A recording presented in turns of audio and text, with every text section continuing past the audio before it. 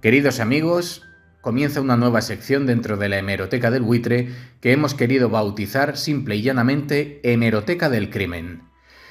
Para comenzar quiero dar las gracias a JF Lamata por confiar en mí para llevar las riendas de esta nueva sección y en segundo lugar me gustaría explicaros el porqué del tema sobre el que nos vamos a centrar. Y es que considero, tanto JF como yo consideramos que este tipo de criminales sobre los que vamos a hablar, en concreto los asesinos en serie, es cierto que provocan una especie de insana o sana atracción hacia todos nosotros. Cada vez que sale a la luz un delincuente de este perfil, aparte de ocupar páginas y páginas en los diarios y horas en las noticias, en documentales, en programas, es cierto que inspiran numerosas novelas y también numerosa filmografía. Con lo cual, creo que este tipo de crímenes tan macabros despierta en nosotros algún instinto que hace una especie de efecto de imán y que no podemos evitar sentirnos atraídos hacia este tipo de historias. Para comenzar, me gustaría también dedicar este primer programa a un amigo y compañero que nos dejó recientemente y con el cual JF y yo tuvimos una gran experiencia en el atril, delante del micro, que es el gran y querido Juan Mejías. Allí donde estés, espero que nos estés escuchando y bueno, pues este programa, dentro de toda la humildad con lo que lo vamos a llevar, me gustaría este primer programa dedicártelo a ti, amigo. Bueno, pues nos vamos a centrar hoy en Manuel Blanco Romasanta. Hubo una leyenda que recorrió Europa a mediados del siglo XIX que contaba que en Galicia había un hombre lobo que mediante engaños mataba a niños y a mujeres y les extraía el sebo o el unto y que lo vendía en Portugal. Manuel Blanco Romasanta fue el primer asesino en serie de España, al menos el primer asesino en serie registrado, y el único caso de licantropía clínica registrado en nuestro país. Antes de ahondar en el tema, quiero dejar claro que es bastante posible que a lo mejor haya algún error de documentación, pero he tratado de contrastar diversas fuentes y de ser lo más preciso y verídico o veraz posible. Nacido el 18 de noviembre de 1809 en la aldea de Regueiro, Orense, fue uno de los 5 hijos de Miguel Blanco y María Romasanta. Era de aspecto físico normal, aunque más bajo que la media para la época, apenas medía 1,40 m. De facciones suaves o femeninas, descritas por algunos historiadores como tiernas. Recientes estudios llevados a cabo por el forense Fernando Serrulla del Instituto de Medicina Legal de Galicia indican que en realidad nos encontramos ante un caso claro de hermafroditismo, es decir, Romasanta tenía sexo femenino, pero segregaba una gran cantidad de hormonas masculinas y sufría fuertes episodios de agresividad. Considerado instruido para la época ya que sabía leer y escribir, además cosía y bordaba, por lo que trabajó como modista. Contrajo matrimonio a los 22 años, pero su esposa falleció al año siguiente, aunque él no tuvo nada que ver en esta muerte. Tras enviudar en 1833, decidió dejar la vida sedentaria y empezó a dedicarse a la venta ambulante como buhonero, recorriendo toda Galicia, Portugal, Castilla y León y ocasionalmente Cantabria. La primera acusación de asesinato llegaría por la muerte cerca de Ponferrada de Vicente Fernández, un alguacil de León que pretendía cobrarle una deuda de 600 reales. El lunes 21 de agosto de 1843, el alguacil salió al encuentro de Romasanta para embargar sus géneros en concepto de la cuantía debida. Nada más se supo del alguacil hasta que el día 25 de ese mismo mes apareció su cuerpo cerca de Pardavé, León. Su viuda, Gurmensinda Jalón, declaró haberlos visto juntos el día 22, cosa no corroborada por nadie. La única pista la proporcionaría días después una tal María García, tabernera del pueblo leonés de Brañuelos, próximo a Galicia. Tras ser condenado en rebeldía a 10 años de prisión, consiguió escaparse cerca de la frontera con Portugal, situándolo algunos en Hermida, pueblo de Orense. Allí convivió con el ganado durante meses. Volvió a aparecer en público bajo la falsa identidad de Antonio Gómez en Rebordechao, Orense, mezclándose poco a poco con la población local y estableciendo progresivamente relaciones personales, ganándose en especial la confianza y amistad de las mujeres. Llegó a desempeñar el oficio de tejedor, Todo ello hizo que arrastrara cierta fama de afeminado. Además, continuaba ejerciendo de vendedor ambulante y de acompañante, sobre todo para aquellas mujeres que debían atravesar los bosques.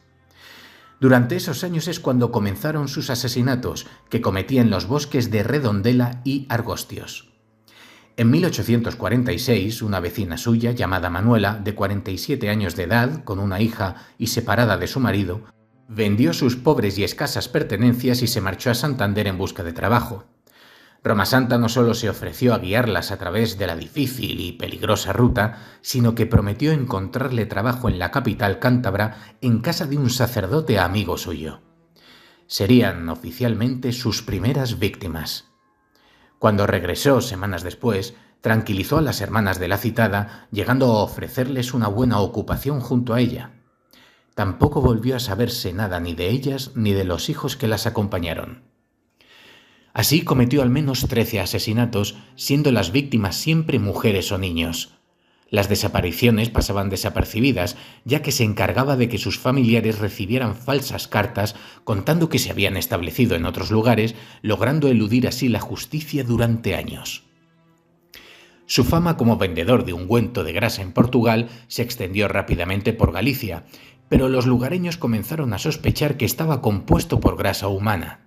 La aparición de algunas pertenencias de los desaparecidos acrecentó las sospechas sobre las desapariciones cada vez más comentadas. Alertado por el revuelo, Roma Santa desapareció sigilosamente de la región, habiéndose procurado documentación falsa. A mediados de 1852 se encontraba trabajando en Nombela, Toledo, en La Siega. Allí fue reconocido por 2 vecinos dedicados a las mismas labores que le denunciaron a la alcaldía, siendo detenido el viernes 2 de julio por la Guardia Civil. Fue juzgado en Allariz, Orense, siendo el fiscal don Manuel Blanco Bastida.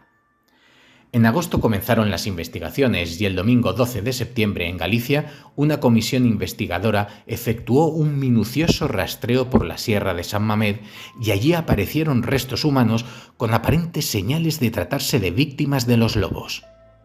El asunto fue recogido por la prensa de la época.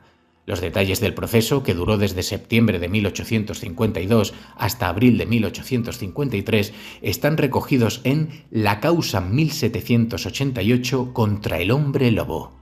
Más de 2000 páginas divididas en 4 piezas, 2 rollos y un extracto, actualmente en el Archivo Histórico del Reino de Galicia, en La Coruña. Se le acusó de llevarse con él, mediante mentiras y engaños, a mujeres y niños para matarlos y sacarles el sebo o unto y posteriormente venderlo. En su defensa, Roma Santa declaró ser víctima de un sortilegio de una bruja que, según él, le hacía transformarse en lobo durante las noches de luna llena. Indicó que, convertido en lobo, había matado a 13 personas por instinto, usando sus patas y dientes para acabar con sus vidas y comerse los restos en compañía de otros. Actuó de juez de la causa el licenciado don Quintín Mosquera, que solicitó a 6 facultativos, don Vicente María Feijóo de Montenegro, don José Lorenzo Suárez, don Demetrio Aldemira, don Manuel María Cid, médicos, y don Manuel Bouzas y don Manuel González, cirujanos, que dictaminasen sobre la salud mental del reo. Existe un extracto de la declaración de Roma Santa frente al juez, según el cual el detenido manifestó lo siguiente: «La primera vez que me transformé fue en la montaña de Couso. Me encontré con 2 lobos grandes con aspecto feroz. De pronto me caí al suelo, comencé a sentir convulsiones, me revolqué 3 veces sin control y a los pocos segundos yo mismo era un lobo. Estuve 5 días merodeando con los otros 2 hasta que volví a recuperar mi cuerpo, el que usted ve ahora, señor juez. Los otros 2 lobos venían conmigo y yo creía que también eran lobos, pero cambiaron a forma humana. Eran 2 valencianos, uno se llamaba Antonio y el otro Genaro. También sufrían una maldición como la mía. Durante mucho tiempo salí como lobo con Antonio y Genaro. Atacamos y nos comimos a varias personas porque teníamos hambre». Para demostrar ante la audiencia la veracidad de sus afirmaciones, el fiscal le pidió que se transformara en la sala judicial, pero Roma Santa le respondió que la maldición duraba tan solo unos años, que estos ya se habían cumplido y que nunca más podría volver a hacerlo. Más tarde alegaría que lo que sufría no era una maldición sino una enfermedad. Además, declaró recordar todo lo sucedido una vez transformado de nuevo en ser humano, lo que fue decisivo para su sentencia. El miércoles 6 de abril de 1853, el juzgado de Allariz consideró que Roma Santa ni estaba loco ni era idiota o maníaco, dictaminando contra él la pena capital por garrote vil y a pagar una multa de 1.000 reales por víctima como autor de los asesinatos de doña Manuela, doña Benita, doña Josefa García Blanco y los de doña Antonia Rúa y sus respectivos hijos, 9 en total. Otros 4 crímenes no pudieron probarse. El defensor, don Mariano Garrán, no obstante, insistió en la locura del buhonero, en la imprecisión de las pruebas y en que ni siquiera estaban bien identificados los restos hallados. La causa se remitió a la audiencia de La Coruña para consulta y la vista tuvo lugar el lunes 11 de julio. Durante 4 días se enfrentaron el fiscal don Luciano de la Bastida y el defensor en esa instancia don Manuel Rúa Figueroa. Los 13 asesinatos imputados quedaron de nuevo reducidos a 9, y el miércoles 9 de noviembre el tribunal conmutó la pena de muerte por la de cadena perpetua. El fiscal apeló tal decisión y la nueva vista quedó fijada para el jueves 23 de marzo de 1854, rectificando el tribunal su fallo y confirmando la pena de muerte. Sin embargo, el abogado defensor de Roma Santa tenía guardado un as en la manga. Consultó a un supuesto hipnólogo francés, el profesor Phillips, que había seguido el caso y que envió una carta al ministro de Gracia y Justicia en la que expresaba sus dudas acerca de si Roma Santa padecía o no licantropía, un trastorno psiquiátrico por el que una persona cree que puede transformarse en un animal y que no le hace responsable de sus actos. Aseguraba haber curado a otros pacientes con la hipnosis y pedía que, antes de ejecutarlo, le dejaran hipnotizarlo. Después del alegato, el abogado defensor solicitó piedad a la mismísima reina de España Isabel II, llevando el caso para su revisión al Tribunal Supremo de Justicia. Por su parte, el misterioso médico francés quiso convencer a la soberana de la necesidad de mantener con vida al supuesto hombre lobo para poder estudiarlo y comprender el origen de su maldición. Tiempo después, la reina Isabel II firmó una orden para liberar a Roma Santa de la pena capital, reduciéndose esta a cadena perpetua. En cuanto a la muerte de Manuel Blanco Roma Santa, hay diversas hipótesis. Hasta 2009 se creyó que Roma Santa había muerto en 1854 en la prisión de Allariz en la que cumplía condena.